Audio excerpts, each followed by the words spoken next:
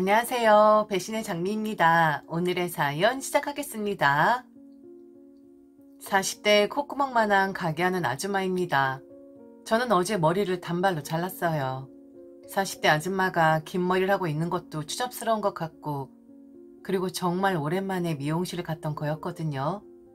삐죽하게 앞에 나와 있는 흰 머리부터 집에서 염색을 하다 보니 위와 아래 컬러가 다른 부시시하고 전혀 정리되어 있지 않은 긴 머리카락을 싹둑 잘라버렸습니다.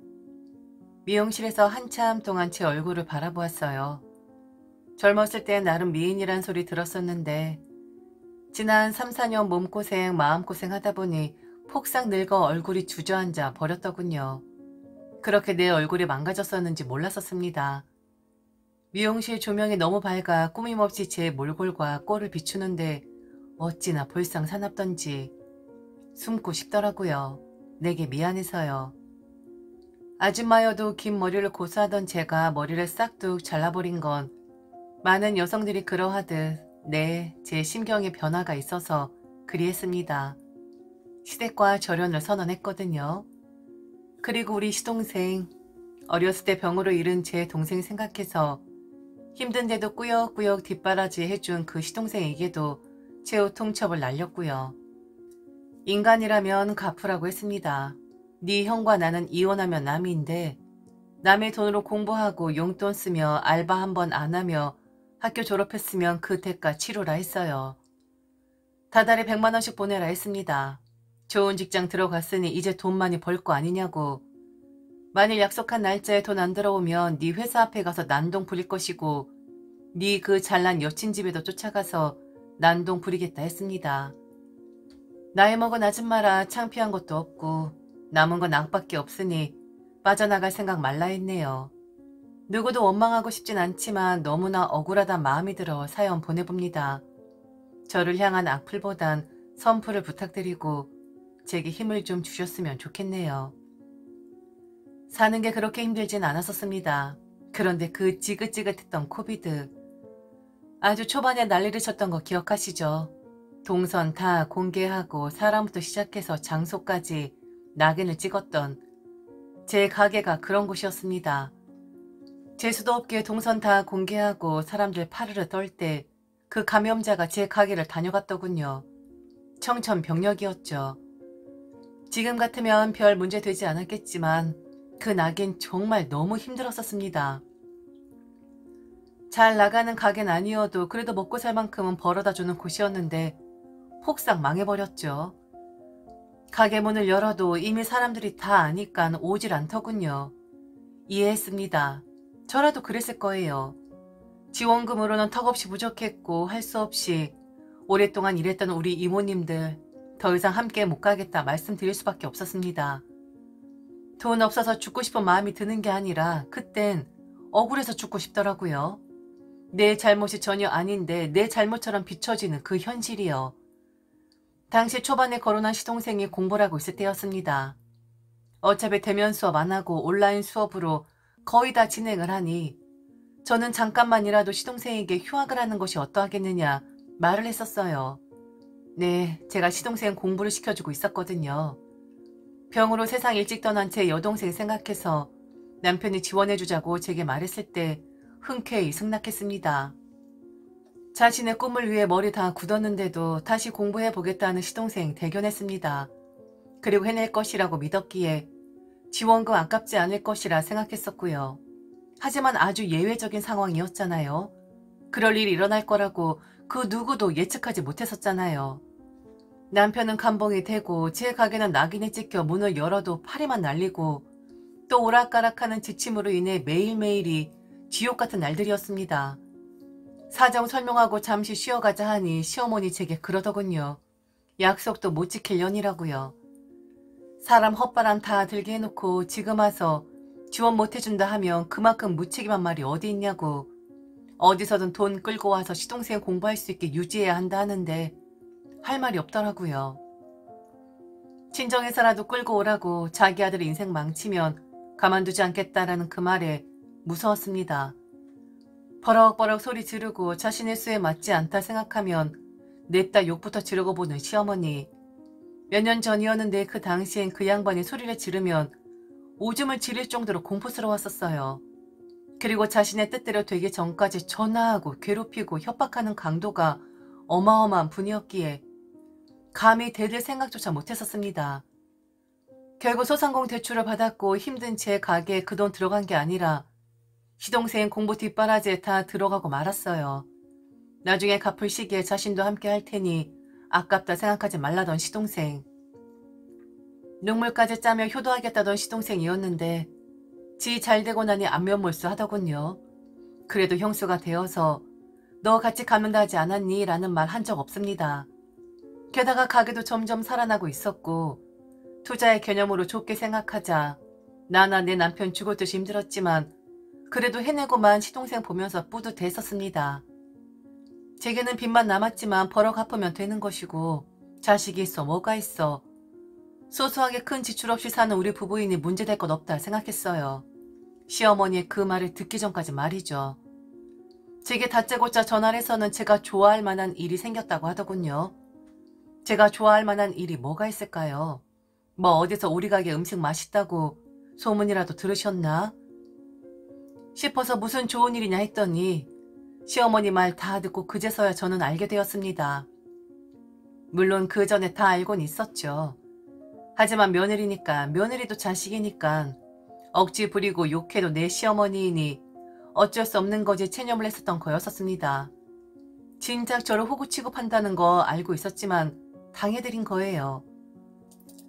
그리고 시동생 공부 마치고 저 원하는 직장 들어갔을 때 이제 대호구는 탈출하는 거구나 생각을 했었고요. 이쯤했으면 되었다. 이젠 우리 부부도 좀 살아보자. 여기저기 똥 쌓아놓은 거 이제 제대로 수습할 시간이 주어졌구나 하고 생각을 했던 거였습니다. 그게 맏며느리가 할 도리이고 맏아들이 해야 하는 노릇이라고 생각을 했으니까요. 그런데 또다시 호구 노릇하기를 바라더군요. 또다시요. 그리고 그게 제가 좋아할 일이라고 제가 기뻐할 일이라고 하는 겁니다. 시동생이 공부를 시작했을 때부터 만나던 여자가 있어요. 아직 결혼 이야기가 나오는 건 아닌데 그 집안이 좀 대단한 집안이랍니다. 현재 시동생이 시어머니 집에서 출퇴근을 하고 있는데 여자친구네 집에서 그걸 못마땅하게 생각을 한다네요. 혹시나 본인들 딸 결혼시키고 나면 엄마에게 벗어나지 못한 마마보이 아들 될까 싶어 그게 우려가 된다고 시동생에게 얼른 독립을 하라고 했답니다. 그러면서 여기가 좋다고 시동생이 들어갈 집도 미리 봐뒀다고 하는 겁니다. 시동생이 여자친구 쪽에서 그 집을 마련해 주는 게 아니라 딱 봐두기만 한 겁니다. 돈은 우리 쪽에서 치러야 하는 건데 그게 바로 저희들이더라고요. 시동생 집 얻어주는데 돈 들어가는 게 제가 좋아할 일이고 기뻐할 일이라는 터무니없는 말을 들은 겁니다. 제가 왜 기뻐해야 하죠? 시동생 공부시키느라 지금 내게 남은 건 빚밖에 없는데 그래도 그거 원망하지 않고 이제 좀 살아나니 차근차근 갚으면 되겠다라고 좋은 마음 갖고 살고 있는 사람인데 또다시 돈을 내놓으라니요. 시동생 체면도 있고 시동생의 여자친구 부모님이 선택을 해준 집이니 꼭 그쪽으로 들어가야 한다고. 그러니 기쁜 마음으로 돈을 달라는 겁니다. 시동생 집 얻어주게끔이요. 억울하더라고요. 시동생 생각하는 마음의 반의 반만이라도 저나 남편을 배려해 줬었다면 무슨 수를 써서라도 꼭 그 집에 들어가야 한다면 마련을 했을 겁니다.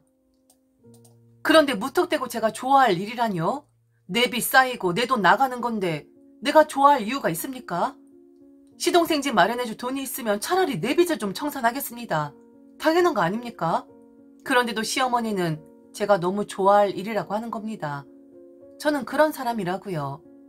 시동생 생각하는 마음 끔찍한 형수고 시동생 잘 되기만을 바라는 그런 형수니 네가 좋아할 만한 일이 또 하나 생겼다고 하는데 그 말 듣는데 제 귀를 찢어버리고 싶었습니다.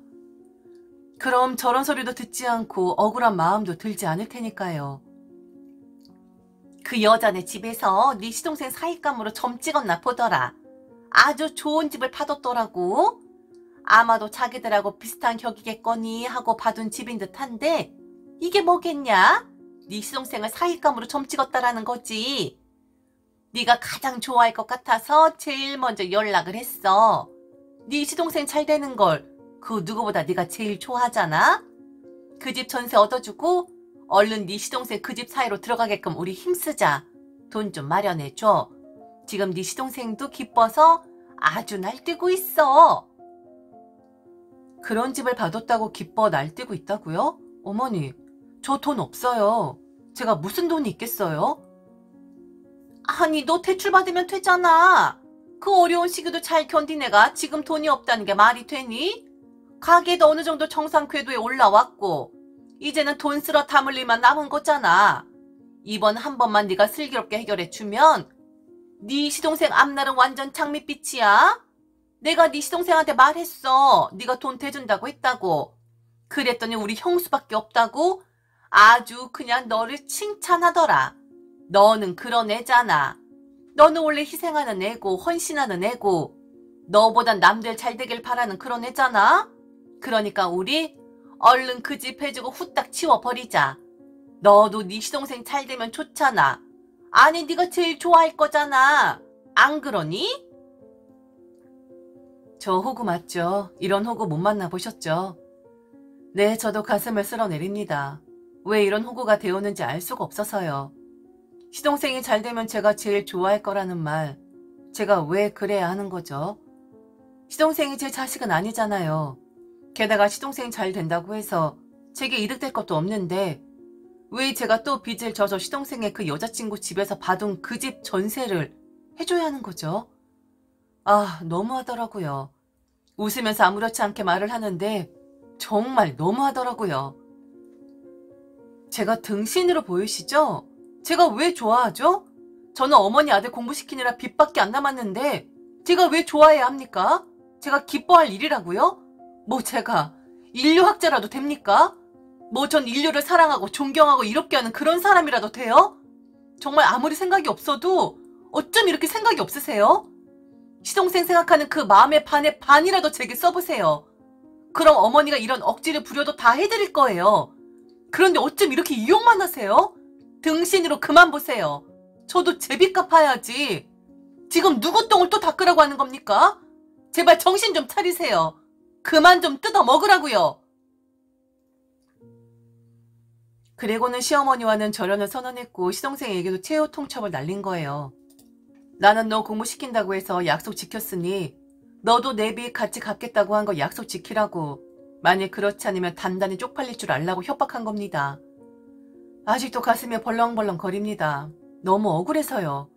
등신같이 미친년같이 허송세월한 것 같고 내 돈은 뭐 쓰레기통에서 주워오는 것만큼 쉬운 걸로 취급하는 시어머니도 멋 같고 참 추잡하다는 생각이 듭니다. 저는 돈만 받아내면 됩니다. 저 말로 시어머니는 영영 며느리를 잃었고 첫째 아들도 잃게 되었거든요. 5월은 가정의 달이라고 하는데 그런 거 개나 줘버리라고 하세요. 가정의 달은 무슨? 자식 등골만 빼먹는 시부모만 있을 뿐이네요. 살면서 한 번도 내 목숨 어떻게 해야겠다 생각한 적 없었는데 억울해서 너무 분해서 확 죽고 싶은 마음이 들 정도예요. 아, 그래도 진정을 해야겠죠. 어버이날에 내 부모님 찾아뵙고 그분들에게서 위로를 받아야겠네요. 아휴, 저도 진상이고 시댁 사람들도 진상이고 아주 아사리 판이었네요. 지금까지 들어주셔서 진심으로 감사합니다. 이상 배신의 장미였습니다.